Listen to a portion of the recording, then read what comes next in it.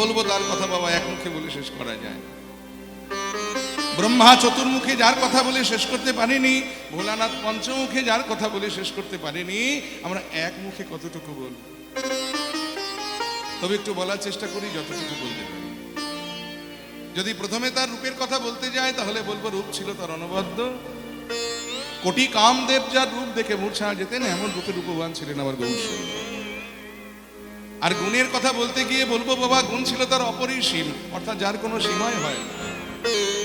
আর অবদান যা ছিল অনির্বচনীয়, মানে বদনে বলে শেষ করা যায়। কি দেননি তিনি আমাদের, ভাবুন।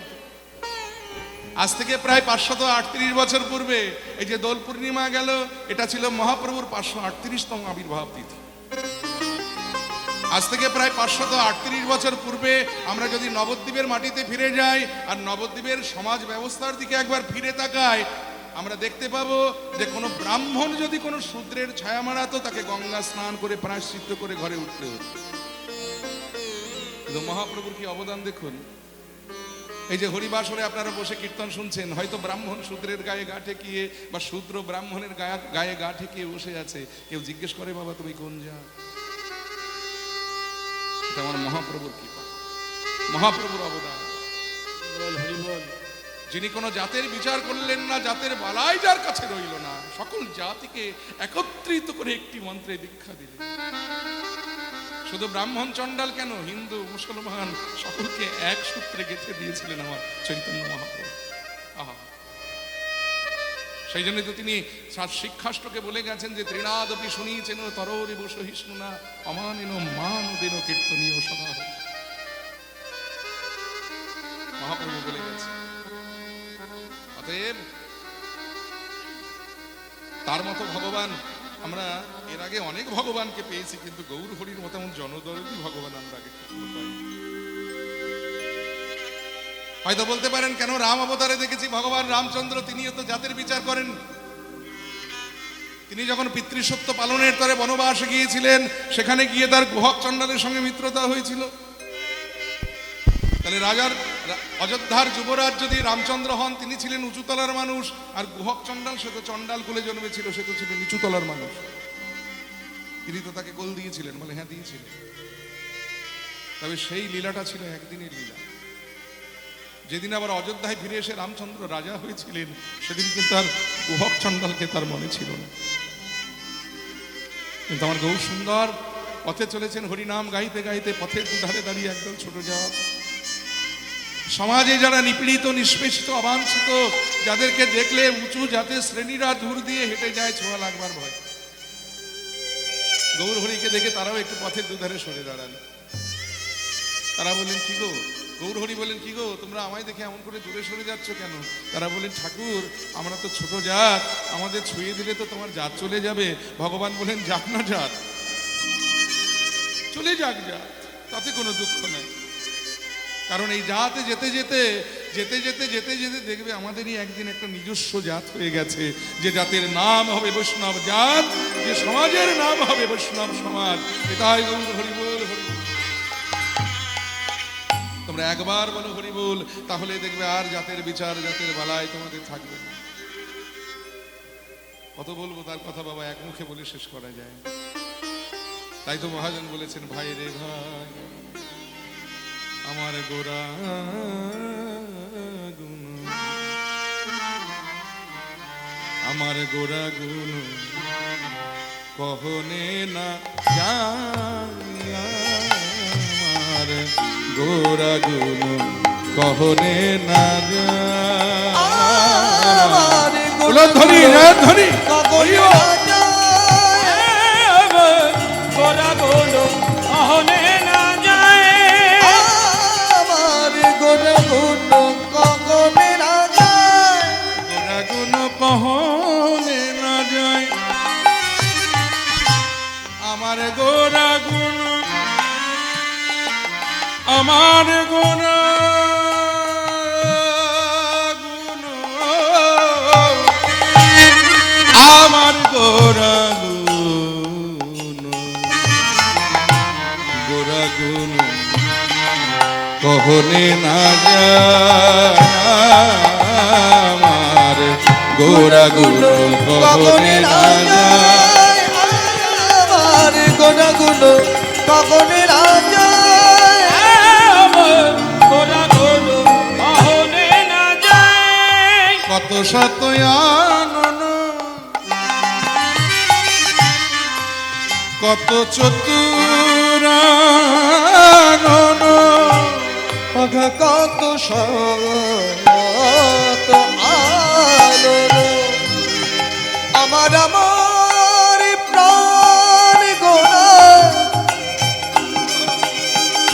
আমার আমার হাবিলি হামের গোড়া, আমার আমার আমার আমার রসরাজ গৌর পরি। ওগো কত শত আনন, আবার কত চতুরানন, আগা কত শত আনন, আগা কত চতুরানন। তারা বরণিয়া ওরে নাহি পায়, গোড়াগুলো কখনে না যায়। আমার আয় গৌর হরি বল। আমার গোড়াগুলো কখনে না যায়। আমার গোড়াগুলো কখনে না যায়। গৌরাঙ্গ গুণের কথা এক বদনে বলে শেষ করা যায় না। বলে কত শত আনন, কত চতুরানন বরণিয়া ওর নাহি পায়। চতুরানন কে? চারখানা বদনকার এ জগতে। ব্রহ্মা, অর্থাৎ ব্রহ্মা চতুর্মুখে বলে শেষ করতে পারেনি। পঞ্চানন, পাঁচখানা বদনকার ভোলানাথের, সেই ভোলানাথ পাঁচ মুখে বলে শেষ করতে পারেনি গৌরাঙ্গ গুণের কথা। আমরা এক মুখে কতটুকু বলি, জয় নিতাই। তার কথা কি এক মুখে বলে শেষ করা যায় গো? কারণ বেদ বিদ্যা সরদর্শন জান, সে যদি আমার গৌরাঙ্গ নাহি ভজে, সে যদি আমার গৌরাঙ্গ নাহি ভজে।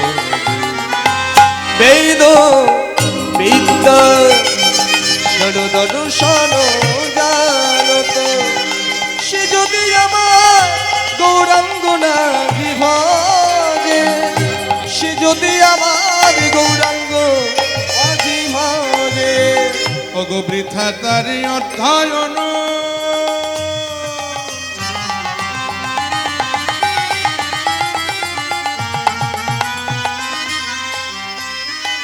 তারে লোচন বিহীন জন, দর্পণে অন্ধের কিবা কাজে।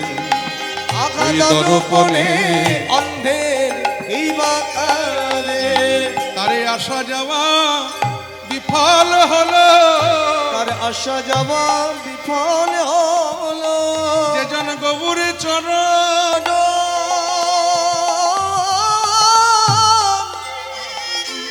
জনন না ভজিল, তার আশা যাওয়া বিফল হলো।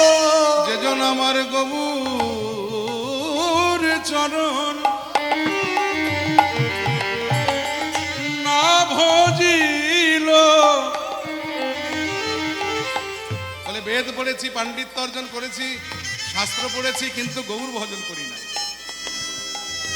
এই জগতে আসা যাওয়াটাই তার বৃথা। কারণ অন্ধকে আয়না দিলে আয়না তার কোনো কাজে লাগে? যে চোখে দেখেন আয়না তার কোন কাজে লাগে? তেমনি বেদ বিদ্যা পাণ্ডিত্য তোমার হৃদয়ে যতই থাক, তুমি যদি গৌর চরণে আত্মসমর্পণ করতে না পারো, তাহলে বেদ বিদ্যা পাণ্ডিত্য হলো তোমার অন্ধের সম্মুখে আয়নার নেই।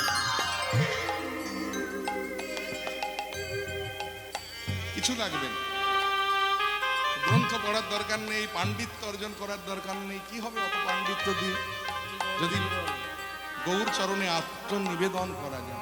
আহা, গৌর চরণে যদি আত্মনিবেদন করা যায়, তাহলে বেদ বিদ্যা পাণ্ডিত্য কোনো কিছুই প্রয়োজন হয় না। জগতে তারই আসা যাওয়াটা সফল, কারণ এই গৌর হলো প্রেমের মূরতি, ভক্তির মূরতি। ভক্তিটা খুব প্রয়োজন বাবা, কারণ ভক্তি যার কৃষ্ণ তার, সর্বশাস্ত্রে কয় ভক্তি না থাকিলে কৃষ্ণ দেখিলে কি বা। ভগবত প্রাপ্তির সবচাইতে সহজতম পথ হলো ভক্তির পথ, যেখানে পাণ্ডিত্য, যেখানে বিদ্যা, সকল কিছু খর্ব হয়ে গেছে, গুরুত্বহীন হয়ে গেছে। তার প্রমাণ দেখুন, এক শিষ্য গুরুদেবের কাছে দীক্ষা নিয়েছে। গুরুদেব তার সেই শিষ্যকে দীক্ষা দিয়ে বলেন, বাবা আর কিছু পারিস বা না পারিস, প্রত্যেকদিন অন্তত স্নান সেরে এক অধ্যায় গীতা পড়বি। কিন্তু গুরুদেব জানেন না যে শিষ্যকে সে আদেশ করলেন ওই শিষ্যকে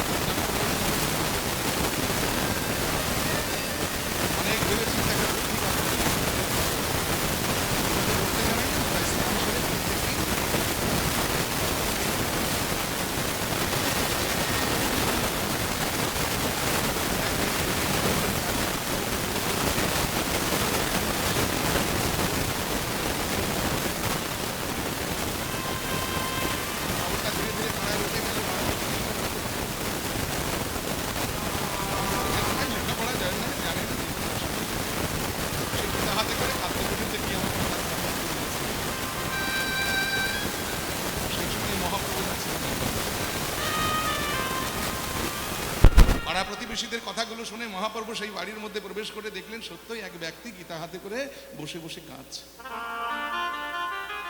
মহাপ্রভু তার সম্মুখে গিয়ে করজোড়ে জিজ্ঞেস করলেন, আচ্ছা বাবা, গীতার কোন অধ্যায়টা পাঠ করে তোমার এত প্রেম, এত ভক্তি এলো বলো তো? কারণ জীবনে আমি বহুবার গীতা পড়েছি, কিন্তু তোমার মতো এমনি করে কোনোদিন দুফোঁটা নয়নের জল ফেলতে পারিনি। তুমি যদি আমাকে সেই জায়গাটি সন্ধান দাও, আমি অন্তত তোমার মতো একটু দুফোঁটা নয়নের জল তো ফেলতে পারবো। তখন সেই ভদ্রলোক বলছেন যে, জানি না সন্ন্যাসী ঠাকুর তুমি কে, তুমি হয়তো ভেবেছো যে আমি গীতা পড়ে কাঁদছি, তা নয়, কারণ আমার অক্ষর জ্ঞানী নয়।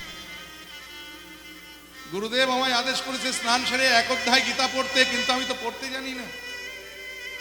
কিন্তু শাস্ত্রে বলেছে যে গুরু বাক্য লঙ্ঘন করতে নাই, তাই গুরুর আদেশ পালন করবার জন্য আমি গীতাটা হাতে করে গীতার পানে চেয়ে আমি বসে থাকতাম। একদিন, দুদিন, 3 দিন, 4 দিন অতিবাহিত হয়ে যাবার পরে যেই গীতাটা হাতে নিয়ে বসলাম, হঠাৎ আমার লক্ষ্য গেল যে গীতার ওপরে যে ছবিটা আছে তাতে অর্জুনের রথের সারথি হয়েছিল ভগবান। অর্জুন কত বড় ভাগ্যবান যে তার রথের সারথি স্বয়ং ভগবান। ভগবান নিজে অর্জুনের রথটাকে চালিয়ে পাণ্ডব শিবির থেকে কুরুক্ষেত্রের মাঠে নিয়ে যাচ্ছে যুদ্ধ করবার জন্য। তেমনি ওই অর্জুনের মতো করে কবে আমার এই দেহ রথের সারথি হবে না ভগবান? কবে আমার এই রথটা চালিয়ে ভগবান সংসার শিবির থেকে বৈকুণ্ঠের পথে নিয়ে যাবে? আমি শুধুমাত্র সেই কথা ভেবে কাঁদছি, নইলে আমি গীতা পড়তে জানি। মহাপ্রভু ছুটে গিয়ে তাকে জড়িয়ে ধরে বলেছিলেন, বাবা জানি না এই জগতে গীতা পড়ে কেউ কিছু পেয়েছে কিনা, কিন্তু আমার নজরে তুমি হলে সার্থক গীতা পাঠক। কারণ তোমার মতো এমনি করে যদি কেউ গীতার মর্মার্থটা বুঝতো, তাহলে জগতে এমন হিংসা, দ্বন্দ্ব, এই রক্তার জগৎটা প্রেমে পরিপূর্ণ হয়ে যেত, ভক্তিতে পরিপূর্ণ হয়ে যেত। তাই বেদ বিদ্যা কোনো কিছু প্রয়োজন নেই, যদি হৃদয়ে ভক্তিটুকু থাকে, প্রেম যদি থাকে। বিনা প্রেম সে নেই মিলে নন্দলালা। প্রেম প্রয়োজন, ভক্তি প্রয়োজন। তাই তো মহাজন বললেন বেদ বিদ্যা দুহু নাহি জানে, সে যদি আমার গৌরাঙ্গ করে সান, সে যদি আমার গৌরাঙ্গ করে সান। বেদ বিদ্যা তবু নাহি জানত, সে যদি আমার গৌরাঙ্গ করে সান, সে যদি আমার গৌরাঙ্গ করে সান। ঠাকুর নয়নানন্দেতে ভনে তারে আসা যাওয়া সফল হলো, আসা যাওয়া সফল হলো, এইভাবে তার আসা যাওয়া সফল হলো। এইভাবে আসা যাওয়া সফল হলো। যেজন আমার গৌর চরণ সার করিল, ভবে আসা যাওয়া সফল হলো। যেজন গৌর চরণ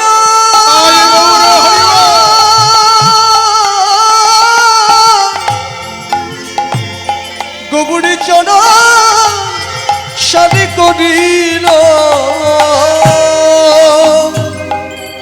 জগতে আসা যাওয়া সফল হলো।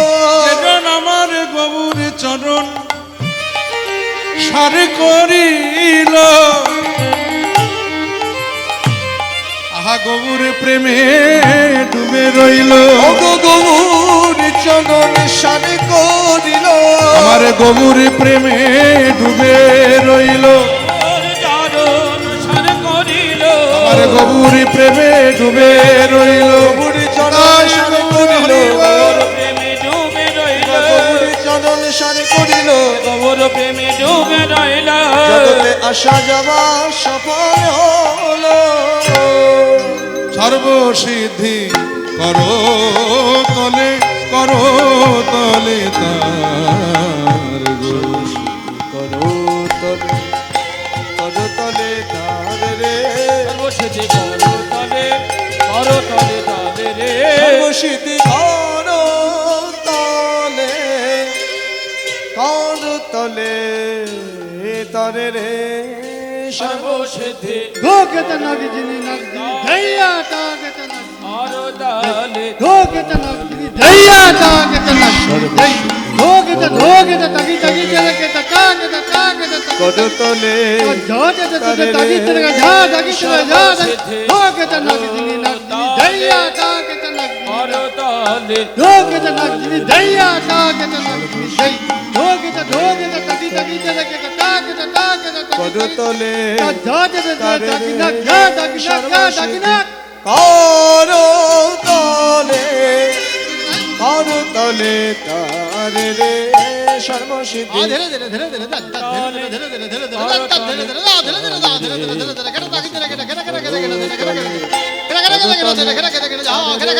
সর্বসিদ্ধি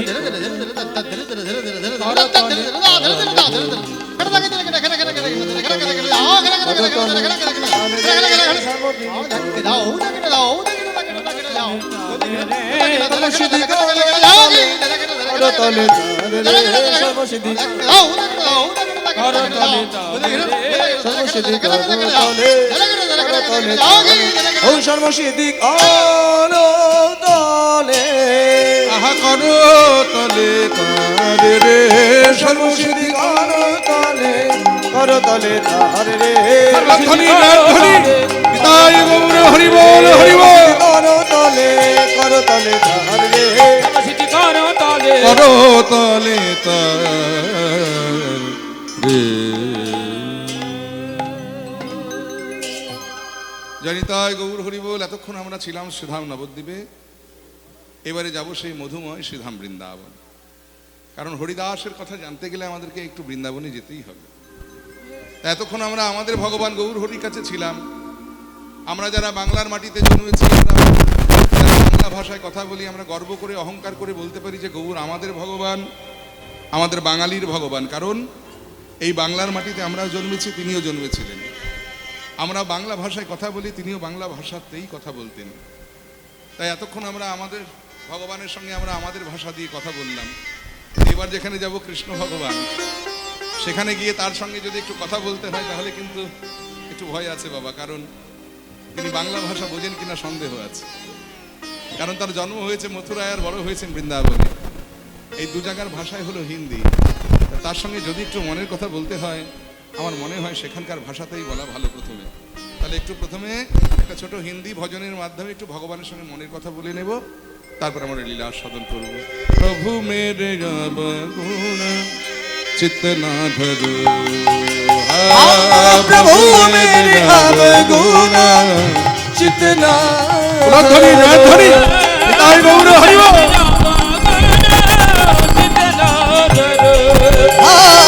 প্রভু মেরে গুণ চিত্ত না ধরো। প্রভুজি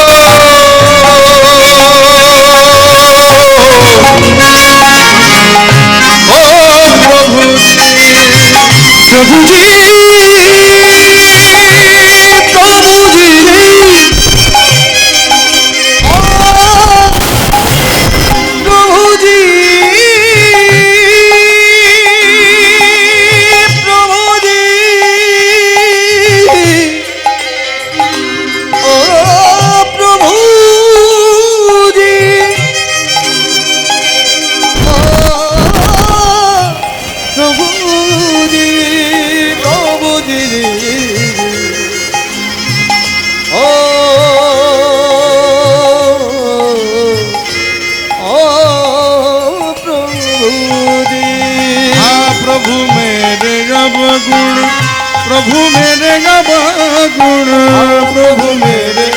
अवगुण, प्रभु मेरे अवगुण चित्त न धरो। प्रभु मेरे अवगुण चित्त न धरो।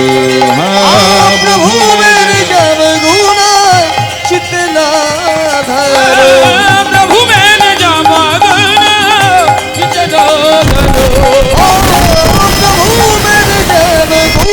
चित्त न धरो।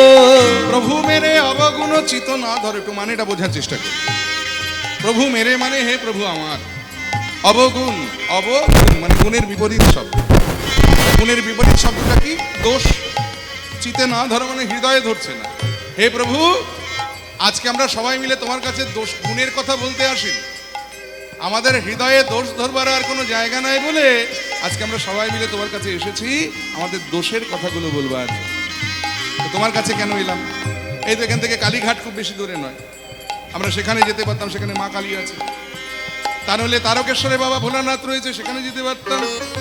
কিন্তু এত দেবদেবী থাকতে আমরা কষ্ট করে বৃন্দাবনে তোমার কাছে কেন এসেছি? তার কারণ কি জানো প্রভুজি? সমদর সিংহ নাম তিহারো, समदर सिंह नाम तिहारो। समदर सिंह सम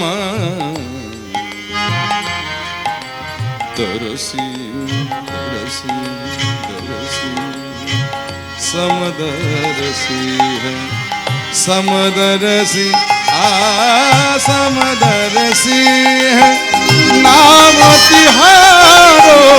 समदरसी है नाम तिहारो। একটা মজার কথা শুনুন ভক্তমণ্ডলী, ভক্তিমতী মায়েরা। আমাদের হিন্দুদের ৩৩ কোটি দেবদেবী, কিন্তু লক্ষ্য করে দেখবেন প্রত্যেকটা দেবদেবীর একটা নিজস্ব পার্সিয়ালিটি আছে। বলে কিরকম? দেখবেন কালী ঠাকুর কেবল তার কালী ভক্তকেই কৃপা করে, শিব ঠাকুর কেবল তার শিব ভক্তকেই কৃপা করে, কার্তিক ঠাকুর কেবল তার কার্তিক ভক্তকেই কৃপা করে। মানে আপনি যদি কালীর পূজারী হয়ে কোনোদিন বিপদে পড়ে ভোলানাথের শরণাপন্ন হয়ে বলেন, বাবা ভোলানাথ বড় বিপদে পড়ে তোমার কাছে এসেছি, তুমি হয়তো কৃপা করো, তো ভোলানাথ বলবে তা কি করে হয় বাবা? তুমি জীবনের আগে কোনোদিন আমার মন্দিরে আসনি, আমার চরণ চিন্তা করনি, আমায় সাধন করনি, ভজন করনি, আর আজকে প্রথম দিন বিপদে পড়ে আমার মন্দিরে মাথা ঠুকে আমার কাছে কৃপা চাইতে এসেছি। আরে বাবা, কৃপা কি অত সোজা কথা? কৃপা শব্দের অর্থ হলো করে পাওয়া, মানে তুমি আমার জন্য কিছু করো আগে, তারপরে তো কৃপা, নাকি? তোমায় একটা ভালো বুদ্ধি দিই, শোনো। তুমি এতকাল মা কালীকে পুজো করেছো, কৃপা চাইতে গেলে যাও তুমি মা কালীর কাছে গিয়ে কৃপা চাও, আমি তোমায় কৃপা করতে পারবো না। তাহলে দেখুন, প্রত্যেকটা দেবদেবী পার্টিকুলার তার নিজের ভক্তকে কৃপা করেন, কিন্তু আমার কৃষ্ণের কাছে কোনো পার্সিয়ালিটি নেই বাবা। তিনি কালী ভক্তকেও কৃপা করেন, তিনি শিব ভক্তকেও কৃপা করেন, তিনি কার্তিক ভক্তকেও কৃপা করেন। প্রমাণ দেখুন, বাড়িতে ধরুন মানুষই কালী পুজো দেওয়া হয়েছে, একজন পুরোহিতকে ডাকা হলো কালী পুজোটা করবার জন্য। সে পুরোহিত দেখবেন কালী পুজোর আসনে বসে হাতে প্রথম গঙ্গা জল নেবে আর প্রথম মন্ত্রটা বলবে নম শ্রী বিষ্ণু, নম শ্রী বিষ্ণু, নম শ্রী বিষ্ণু। কথা হলো, বাবা বসেছো কালী পুজো করতে, অত তোমার বিষ্ণুর নাম করার দরকার নেই। বলে ওই যে গাছের গোড়ায় যেমন জল দিলে শাখা প্রশাখা প্রত্যেকে জল পায়, তেমনি আমার কৃষ্ণের চরণে জল দিলে এই জগতে সকল দেবদেবী তারা সন্তুষ্ট হয়। নিতাই গৌর হরি বল, হরি বল। সমুদর সিংহ नाम तिहारो, समगर सिंह नाम तिहारो, चाहे तू पार करो चितना धरो। प्रभु मेरे ताई गौर हरि बोल। चितना धरो, प्रभु मेरे जामा गुण जितना धरो। प्रभु मेरे जब गुण चितना धरो। তাহলে প্রভু তুমি সমদর্শী, তোমার কাছে কোনো বিচার নাই, তুমি সকলকে সমান কৃপা করো।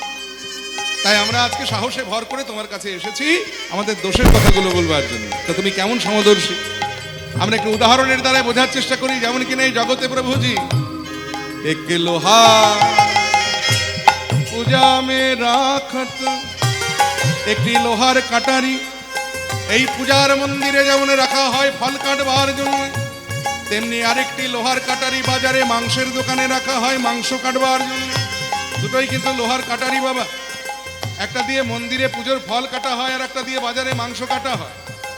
এই লোহার কাটারি দুটোকে আপনি যদি কোনোদিন কৃপা করে পরশ পাথরের কাছে নিয়ে যান, পরশ পাথর যা কিনা লোহাকে পরশ করলে লোহা সোনা হয়ে যায়, সে পরশ পাথর কি বলবে যেটাই পুজোর ফল কেটেছে বলে আমি শুধু এটাকেই সোনা করব, ওটাই মাংস কাটা হয় বলে ওটাকে সোনা করব না? তাই গৌর হরি বল। দেখুন সমদর্শী কাকে বলে। এক লোহা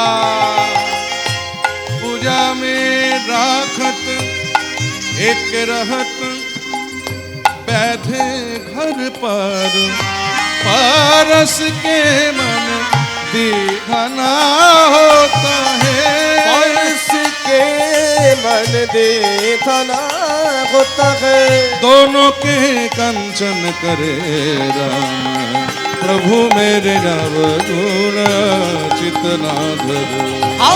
प्रभु मेरे जब गुण चितना धरो, प्रभु मेरे जामा गुण जितना धरो।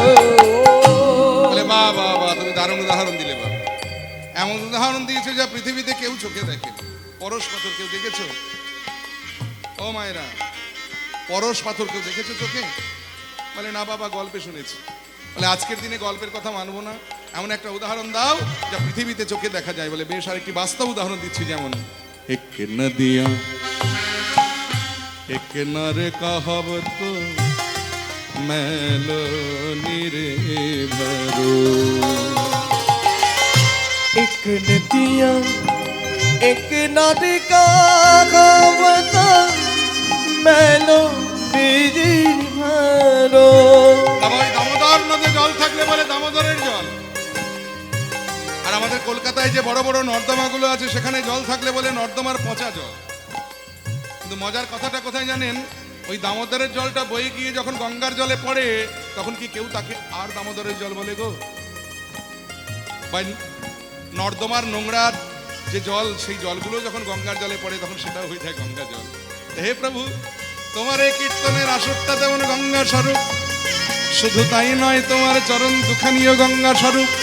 এখানে সাধু এসে কৃপা পায়, আবার অসাধু কৃপা পায়। নিতাই গৌর হরি বল, হরি বল, হরি বল প্রভুজি। এক নদিয়া এক নর কহাবত मैलो नीरी भरो, दोनों मिलत जब एक बरन है, के जब एक बार न है सुरसुरी नाम भयो एक जीव एक ब्रह्म कहावत सूरदास जागरो। শেষে একটু তার কথা বলে শেষ করব। এত সুন্দর তত্ত্বপূর্ণ ভজনটা যিনি রচনা করেছেন, যার নাম হলো ভক্ত কবি সুরদাস। জীবনে যিনি 33,000-এরও বেশি ভজন রচনা করেছেন, তার মধ্যে একটা শোনালাম। এই কৃষ্ণের গান লিখে যিনি কৃষ্ণকে পেয়েছিলেন, কত বড় ভক্ত দেখতে পাবেন। বৃন্দাবনে যদি কখনো যান দেখে আসবেন, চন্দ্র সরোবরে এখনো তার সমাধিটা বিদ্যমান, যেখানে বসে তিনি ভগবানকে গান শোনাতেন। অন্ধ ছিলেন, চোখে দেখতে পারতেন না, স্বয়ং ভগবান নেমে আসতেন তার শ্রীকণ্ঠে গান শুনবার জন্য। জানেন, এই সুরদাস একদিন পথে যেতে যেতে একটা গভীর কুয়াতে পড়ে গিয়েছিলেন। 5 দিন সেই কুয়ায় বন্দী ছিলেন। 5 দিনের দিন স্বয়ং ভগবান এসে তাকে উদ্ধার করে তীরে তুলেছিলেন। আর তীরে তুলে দিয়ে ভগবান তার কৃপা দৃষ্টি দিয়ে সুরদাসের নয়নের দৃষ্টিটা ফিরিয়ে দিয়েছিলেন। আর সুরদাস নয়নের দৃষ্টি ফিরে পেয়ে ভগবানের মাধুর্য মণ্ডিত রূপ দর্শন করে বলেছিলেন, প্রভু গো, কোনোদিন তো তোমার কাছে কিছু চাইনি, আজকে চাইলে আমায় দেবে? ভগবান বলেছিলেন, সুরদাস, তুমি আমায় এত মিষ্টি মিষ্টি গান শোনাও, আর তুমি চাইবে আমি দেবো না? এটা হতে পারে? বলো তুমি কি চাও? পৃথিবীর যে কোনো সুখ, যে কোনো সম্পদ আমি এই মুহূর্তে তোমায় দিয়ে দিতে পারি, বলো। সুরদাস বলেছিল, প্রভু, আমি সুখ সম্পদ চাই না, শুধু যে নয়নের দৃষ্টিটা আমায় ফিরিয়ে দিয়েছো, কৃপা করে সেই নয়ন দুটোকে আবার অন্ধ করে দাও। ভগবান চমকে উঠলেন, বলো কি সুরদাস, তুমি নয়নের দৃষ্টি চাও না? এই জগতের সৌন্দর্য দেখতে চাও না? সুরদাস বলেছিলেন, না প্রভু, আমি যে নয়নের দৃষ্টি পেয়ে প্রথম তোমার মাধুর্য মণ্ডিত রূপ দেখলাম, আমি সেই নয়নে জগতের আর কিছু দেখতে চাই না, তুমি আমায় অন্ধ করে দাও। এই সুরদাসের কথা রাখতে ভগবান আবার সুরদাসকে অন্ধ করে দিয়েছিলেন। সেই সুরদাসের লেখায় বিখ্যাত ভজন। সুরদাস বলে, প্রভুজি, এই জগৎ মাঝে এক জীব এক ব্রহ্ম কহাবত सूरदास जागरो अज्ञानियों से भेद करत है अज्ञानियों से भेद करत है। हे प्रभु, যারা অজ্ঞানী তারা সাধু অসাধু বিচার করে, কিন্তু তুমি তো জ্ঞানী, তুমি কোনো বিচার করো না। তুমি গাছে ফল রেখেছো, যা সাধুতেও খায় অসাধুতেও খায়। আবার নদীতেও জল রেখেছো, যা সাধুতেও খায় অসাধুতেও খায়। প্রভুজি, অজ্ঞানিयों से भेद करत है अज्ञानियों से भेद करत है। तुम ज्ञानी कहे भेद करो, प्रभु मेरे नव गुण चितना धरो। प्रभु मेरे नव गुण चितना धरो। प्रभु जी,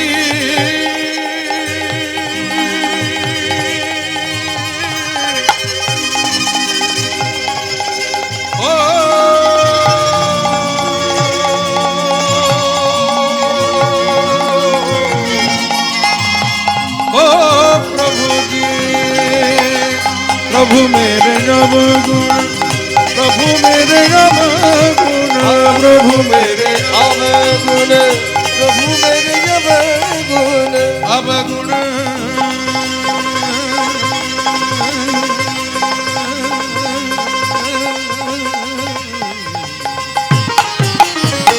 प्रभु मेरे अवगुण, प्रभु मेरे अवगुण, प्रभु मेरे अवगुण, प्रभु मेरे अवगुण, प्रभु मेरे अवगुण, प्रभु मेरे अवगुण, प्रभु मेरे अवगुण चितना धरो। प्रभु मेरे अवगुण, प्रभु मेरे अवगुण, प्रभु मेरे अवगुण चितना धरो। মধুময় শ্রীধাম বৃন্দাবন। তাহলে একটা হিন্দি ভজনের মাধ্যমে আমরা ভগবানের সঙ্গে একটু মনের কথা বলে নিলাম, আস্বাদন করছি ভক্ত হরিদাসের কথা।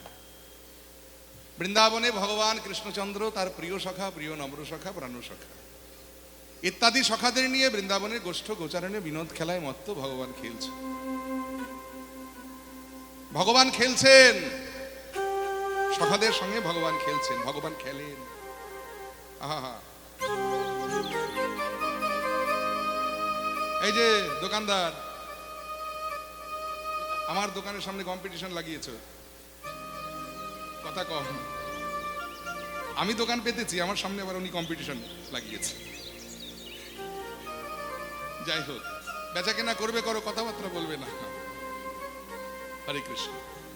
তাহলে ভগবান খেলেন, আমাদের সঙ্গে খেলেন, প্রত্যেকটা জীবের সঙ্গে ভগবান খেলেন। খেলাটাই ভগবানের সর্বশ্রেষ্ঠ লীলা।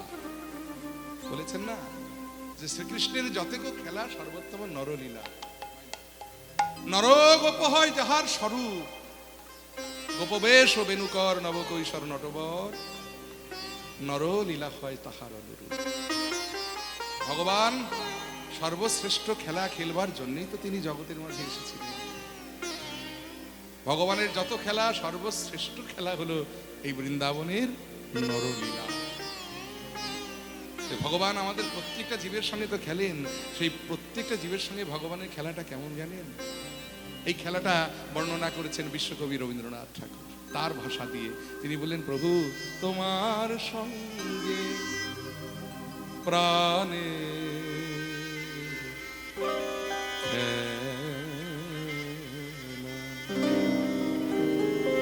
প্রিয় আমার ও গো প্রিয়,